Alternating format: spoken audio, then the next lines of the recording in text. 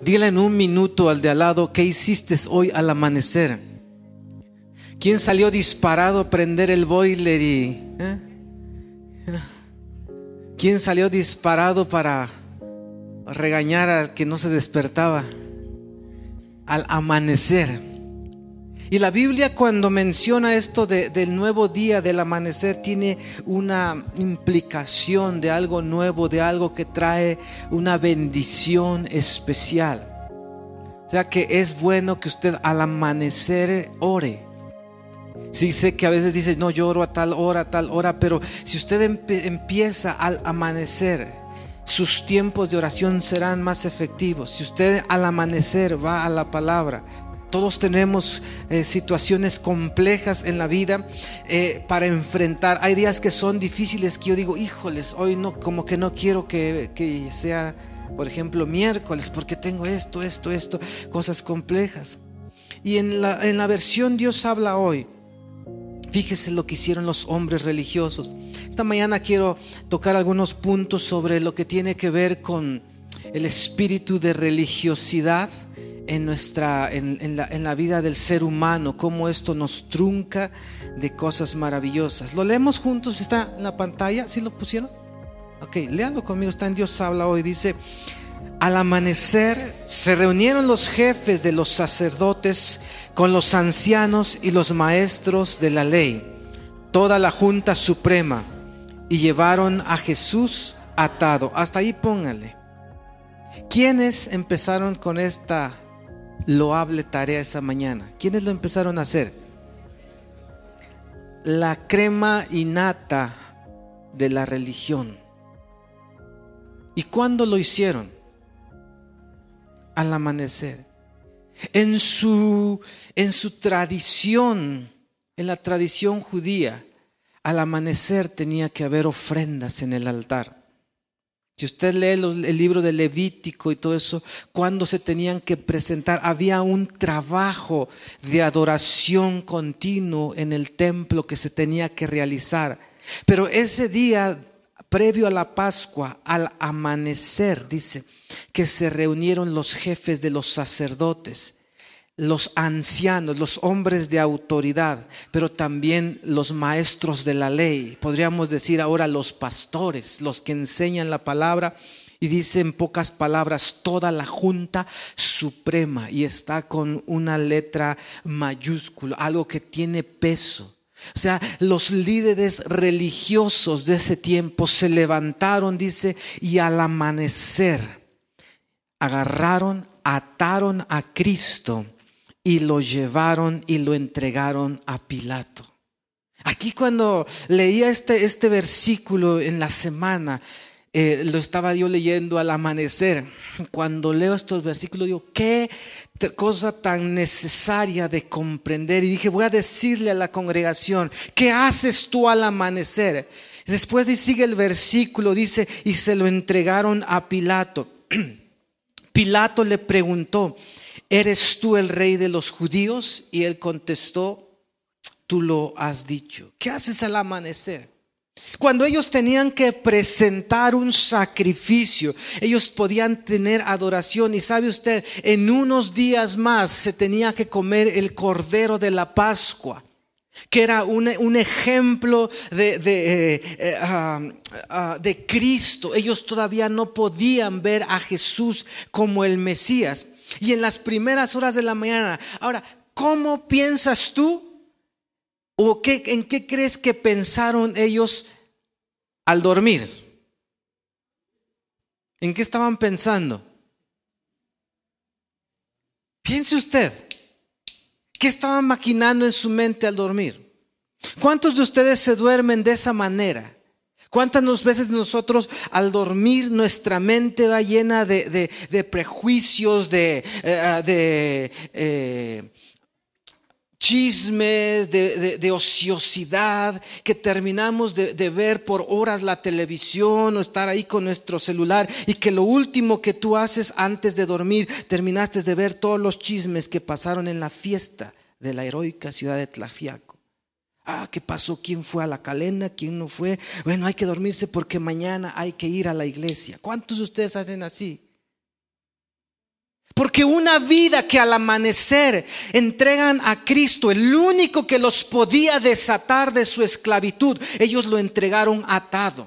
O sea, una vida que no se puede conectar a la presencia de Dios, a las cosas espirituales, no es porque me levanté sin ganas. Es una vida que no se durmió, que no fue a su tiempo de reposo, también pensando algo bueno. Y estos hombres se fueron a dormir como diciendo, necesitamos matarlo.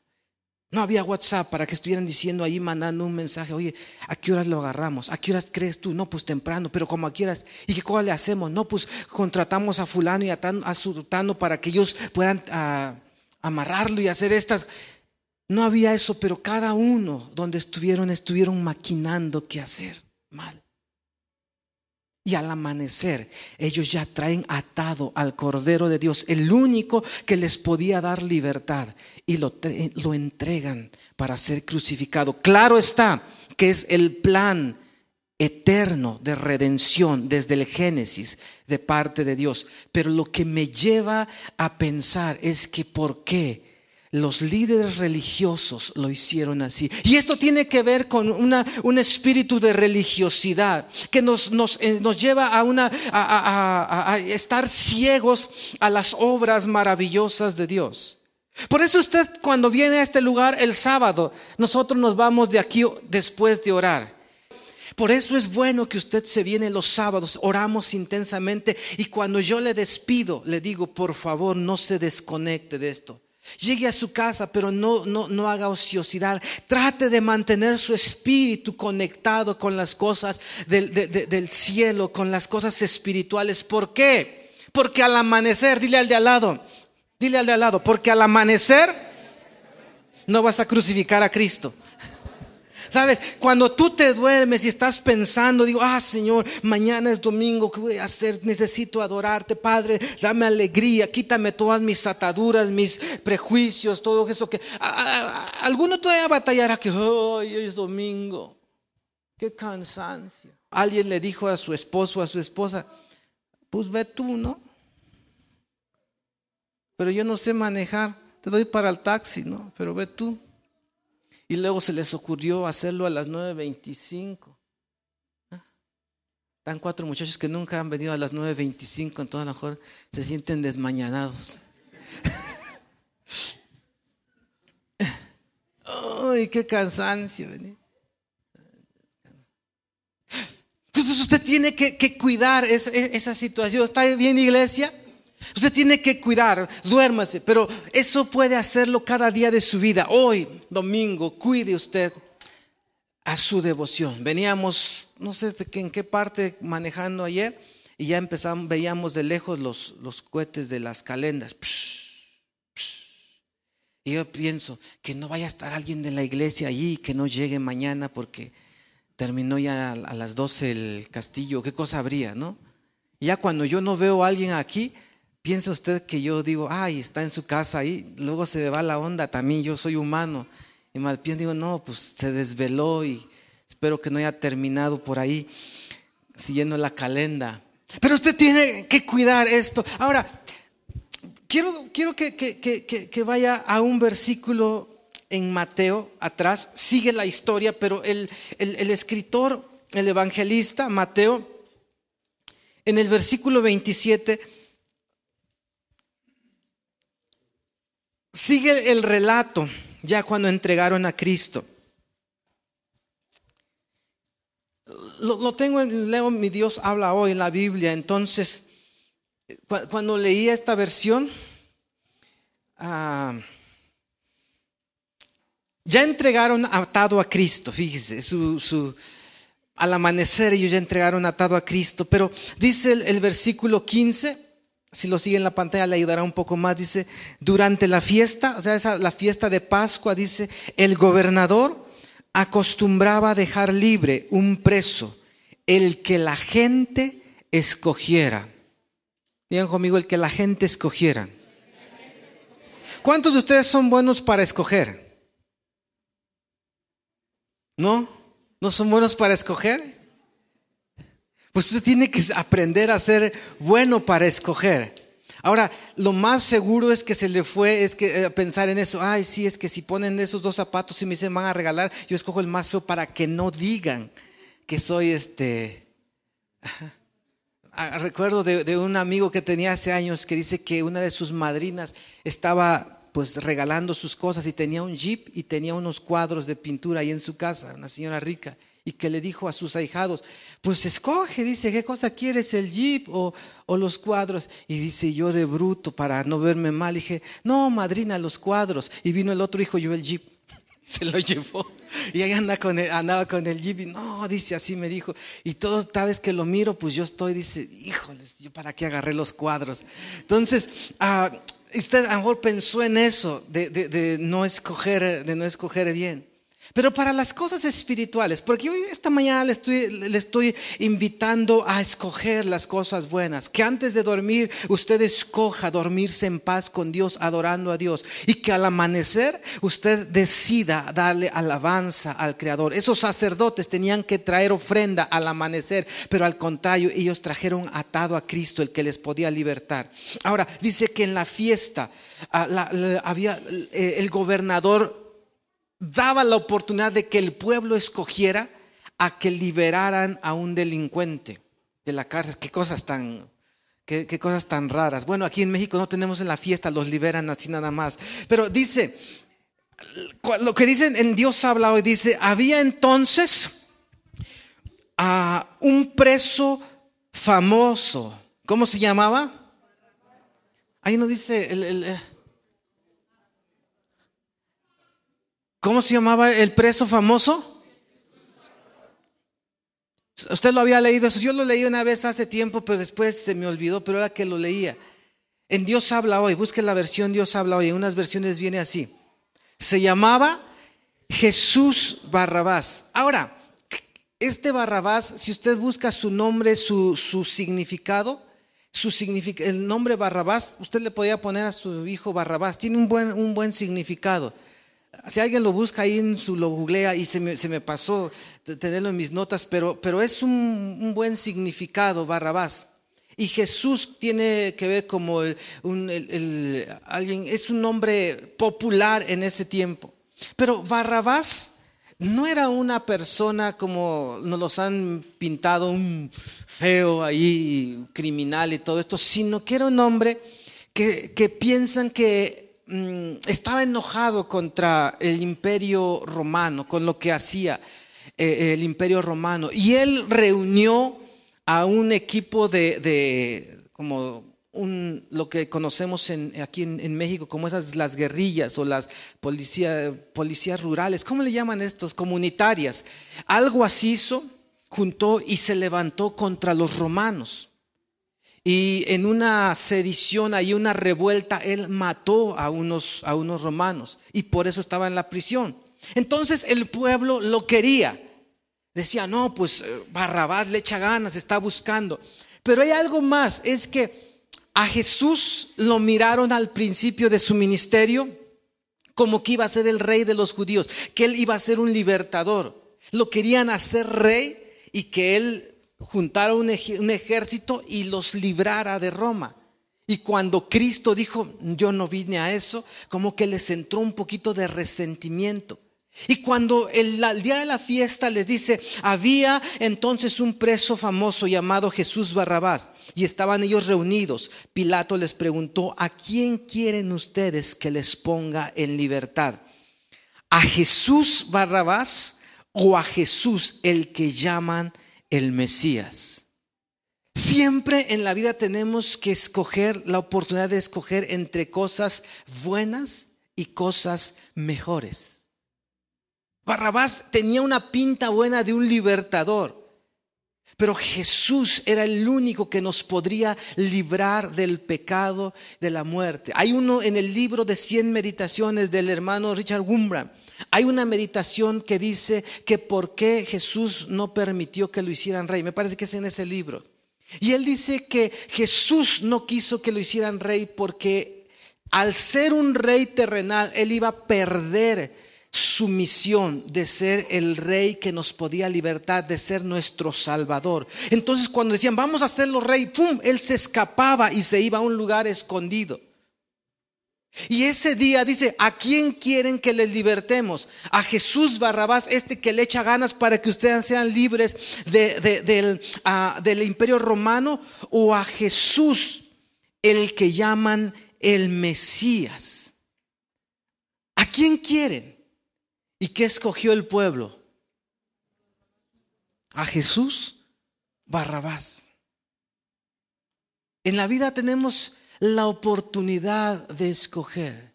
Esta mañana yo le quiero invitar para que usted pida la ayuda del Espíritu Santo cada vez que usted tenga la oportunidad de escoger. Y entonces en el capítulo de Mateo, versículo 9, capítulo 9 de Mateo, versículo 17, hay algo que tiene que ver con nuestra renovación. Dice: ni tampoco se echa vino nuevo en cueros viejos, porque los cueros se revientan y tanto el vino como los cueros se pierden. Por eso hay que echar el vino nuevo en cueros nuevos, para que así se conserven las dos cosas. Y aquí dice: no se echa vino nuevo en cueros viejos, porque los cueros se revientan. ¿Sabía usted esto? Porque el vino, cuando lo envasan al principio, genera un gas, y eso hacía que los cueros no aguantaran. Siempre cuando nosotros buscamos una renovación del Espíritu Santo, siempre hay cosas que no nos agradan. Entonces tenemos que pedirle al Espíritu Santo que nos dé una mente nueva para ser receptivos a lo que su palabra dice. Y usted tiene que entender que en nuestra congregación vamos a lo que dice la palabra y tratamos. No en todo lo hacemos, pero tratamos. Y cuando yo batallo con algunas cosas, pero digo, la palabra de Dios dice, y comienzo a verlo. Y tenemos que entender esto. Ahora nos vamos al capítulo donde estábamos leyendo de Marcos 15, el pasaje que estábamos iniciando leyendo. Entonces el vino nuevo revienta los cueros viejos. ¿Lo entendió usted? ¿Está bien? Entonces eso es algo que tiene usted que comprenderlo. ¿A cuántos de ustedes esto de leer la palabra de Dios diario le vino a reventar su forma de pensar? Dices que en eso yo no voy. A muchos, ¿verdad? Sí. Yo veo cómo la gente puede desperdiciar el tiempo por ejemplo, con esto, ¿no? O sea, la gente se siente frustrada cuando no tiene datos, porque no puede ver el chisme, ¿no? 15, 20 minutos, y en el momento que como que estás esperando algo y lo sacan acá. Y entonces el pastor te dice: vas a tener que leer la Biblia, vas a tener que leer la Biblia y tienes que rendir cuentas. Y se te revienta el odre nuevo, el odre viejo. Y dice: ay, pero ¿por qué nos dicen? ¿A poco tenemos que leer la Biblia? ¿A poco sí? Sí, lo tienes que leer. Tienes que buscar esa renovación, la oración. Pero es que yo oro cuando yo quiero. ¿Por qué tengo que escoger a alguien para rendirle cuentas? Eso no me lo han dicho, pero lo he visto en sus rostros. ¿Con quién estás? No, yo solo. ¿Sabes que no se puede? Yo como pastor no puedo. Aunque quiero tener una vida de oración, yo necesito de alguien que me ayude a orar, que me impulse. Ustedes también necesitan. Y no me han dicho con quién están orando. Si no me han dicho, es lo más seguro que no tengan con quién orar. Porque alguien que dice: pastor, ¿sabes qué? Ya estoy orando. Mira, mis 3 son estos con los que estamos orando. Hasta gusto da. Y voy en tal, cuando yo les pido aquí a los muchachos: dime en qué vas en tu lectura de la Biblia, me dejan en visto. Y ya no me dicen unos en qué van. Pero cuando alguien va buscando, dice: ay, yo voy leyendo en esto. ¿Por qué? Porque el vino nuevo revienta los cueros viejos. Entonces tenemos que buscar una renovación, que el Espíritu Santo nos diga, que nos cambie la forma de pensar. que nos cambie la forma de pensar y que al amanecer nosotros iniciemos con lo que es más importante para nuestra vida espiritual. Ahora fíjese cómo terminan estas personas. Dice el versículo 24 al 26, lo leo también en Dios Habla Hoy. Y dice, en pocas horas han terminado su maldad. Entonces lo crucificaron. Y los soldados echaron suertes para repartirse entre sí la ropa de Jesús y ver qué se llevaría cada uno. Yo siempre por la película pensé que Cristo lo crucificaron en la tarde, en la noche, pero dice, eran las 9 de la mañana cuando lo crucificaron. Fueron rápidos, ¿verdad? ¿Por qué? Porque se durmieron con una mente que ya estaba maleada, y al amanecer se fueron a atar a Cristo y llevarlo para enjuiciar. Y cuando eran las 9, ¿a qué horas empezamos la reunión hoy? Ellos ya nos llevaban 25 minutos que habían terminado de crucificar al Hijo de Dios. Cuando leo esto sí me sorprende. ¿Por qué a veces somos tan rápidos para hacer lo que a nosotros nos causa satisfacción y tan lentos para hacer lo que a Él le causa satisfacción? Anoche veníamos a las 12 y algo entrando aquí al Libramiento y como que nos sentíamos cansados, ¿no? Así veníamos, el camino está feo. Y le digo, pero a esta hora es cuando regresamos del fútbol. O sea, cuando jugamos a las 11 y algo, a esa hora, sí, no, pues entonces venimos súper bien, ¿no? O sea, estamos relax. ¿Ah? Siempre queremos primero la satisfacción de nuestra vida. Y sí tenemos que ser, si usted tiene que levantar temprano para ir al trabajo, báñese antes de ir, levántese temprano y vaya a eso, pero déle ese mismo ritmo a las cosas del reino de los cielos. Esta gente, como se durmió maleada, se despertó entenebrecida y a las 9 de la mañana habían concluido su misión, ya habían crucificado a Cristo. Tan rápidos para hacer el mal. ¿Qué hace usted en un día a día? Mañana me toca hacer esto, pero el domingo como que entramos en un modo pesado. Y me cuesta hacer esto. ¿Por qué? Porque el vino nuevo tiene que ser puesto en cueros nuevos. Porque el vino nuevo en cueros viejos, ¿qué hace? Los revienta. Y eso es bueno en cierta manera, ¿no? Porque nos quita nuestra forma antigua de vida. Y quiero dejarle solamente algo práctico para que usted inicie esta semana. Todo lo que he dicho sí le va a ayudar y es práctico y le va a hacer entender. Pero quiero que terminemos viendo algo del remanente. En Lucas capítulo 1, versículos 5 y 6, 1, 5 y 6 de Lucas dice: en el tiempo en que Herodes era rey del país de los judíos, vivía un sacerdote llamado Zacarías. Un sacerdote llamado Zacarías, perteneciente al turno de Abías. Su esposa llamada Isabel descendía de Aarón.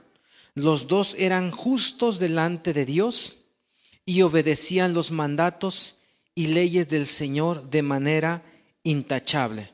Saltamos al versículo 8 y versículo 9.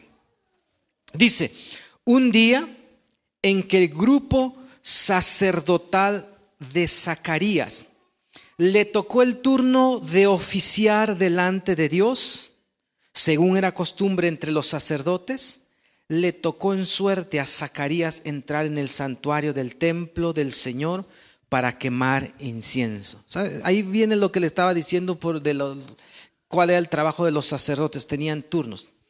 Le doy un poquito de un panorama histórico para que usted comprenda la importancia de estar en el orden de Dios, y Él usa aún lo que parece suerte para ejecutar sus planes de bien. Más o menos dice que había 18,000 sacerdotes, hombres de Dios, que eran los que ministraban. Yo lo veo como un remanente. Y dice que Zacarías era de un grupo de estos sacerdotes, de los 18,000. Él era uno entre 18,000. Pero como eran tantos sacerdotes, ellos hacían siempre su trabajo, sus turnos. El privilegio más alto, uno de los privilegios más altos que tenían los sacerdotes, era la de poder ofrecer incienso al Señor. Entrar al lugar santo y ofrecer, después entrar y ofrecer el incienso.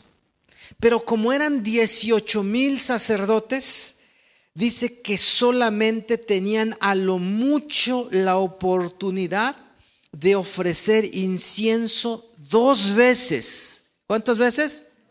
A lo largo de toda su vida. Si alguien se acuerda cuánto era la vida activa de un sacerdote, 30 años, 20 años, lo leímos, 25 años. Durante esos 25 años solamente 2 ocasiones les tocaba ofrecer incienso. Entonces, a Zacarías dice que le tocó en suerte entrar en el santuario del templo del Señor para quemar incienso. Y por lo que vemos de su edad, era su última oportunidad. Porque dice que ya era un hombre adulto, anciano, ya. O sea que esa iba a ser a lo mejor su segunda ocasión y nunca más le iba a tocar entrar en el santuario. Pero cuando él entró al santuario, nos saltamos hasta el versículo 19 y versículo 20. Él tiene un encuentro espiritual. Él está ofreciendo su incienso posiblemente por segunda ocasión en su vida. Él llegó, me tocó en turno, qué privilegio. Entra y dice, el ángel le contestó, yo soy Gabriel y estoy al servicio de Dios. Él me mandó a hablar contigo y a darte estas buenas noticias. Estos hombres podían ofrecer solamente 2 veces a lo largo de su vida un sacrificio, un incienso. Como inicié la meditación en esta tarde, hay unos que tenían la oportunidad de tocar a Cristo. ¿Y qué hicieron cuando lo pudieron tocar? Lo ataron. Y hay otros que tienen una oportunidad en su vida de presentar incienso a Dios y aprovechan el momento. Porque tenemos un llamado muy santo. Y pónganse de pie, iglesia. Vamos a concluir en esta tarde. Vamos a tomar un tiempo para meditar a través de la oración. Yo le quiero impulsar en esta tarde, esta mañana, a que usted pueda comprender nuestro llamado. El que tienes al de al lado es un pueblo escogido, un real sacerdocio, una nación santa. ¿Sí lo miraste al de al lado? Fíjate. Ajá. Pueblo escogido, real sacerdocio, nación santa. Pueblo escogido por Dios para anunciar las virtudes de aquel que nos llamó de las tinieblas a su luz admirable. Pero cuando nosotros nos dejamos poseer por el manto religioso, cuando nosotros dejamos de vivir para lo que nosotros fuimos creados, ese manto de religiosidad nos priva de las cosas maravillosas que Dios ha puesto para nosotros. Los primeros tenían el alto honor de adorar. Había una mujer en el pueblo, dice que decía, si tan solo yo puedo tocar la orillita de su manto, yo voy a ser sana. Estos religiosos tuvieron la oportunidad de agarrarlo, de besarlo, de abrazarlo, de hincarse y de adorarlo. Pero ¿qué hicieron? Vamos a amarrarlo. Y cuando se les dio el privilegio de escoger a quién dejamos con vida, eran los planes desde la eternidad, pero ellos dijeron, queremos al Jesús Barrabás. Pero hay otros, los que están pendientes de la visitación. Porque Zacarías dice que él estaba esperando conocer al Mesías, estaba esperando la redención de Israel. Él estaba pendiente a la visitación del Espíritu Santo. Levante usted su mano derecha al cielo y diga: pendientes a la visitación del Espíritu Santo. ¿Lo puede decir más fuerte? 1, 2, 3. Y esto está en mi corazón, iglesia. Yo le quiero invitar para que usted sea una familia. Póngale por favor un poquito de atención a esto. Yo quiero invitarle para que nosotros seamos una iglesia que estamos pendientes a lo que Dios quiere hacer, a lo que Él quiere hacer. Y entonces esto nos lleva a nuestro trabajo.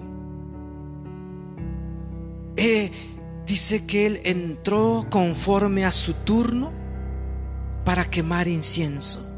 Y cuando está ofreciendo el incienso, viene un ángel, se le para al lado y le dice: yo soy Gabriel. Ahora, cuando tú investigas quién era Gabriel, es uno de los ángeles de alto rango, de los ángeles poderosos. Y dice: yo estoy al servicio de Dios, pero Él me mandó a hablar contigo.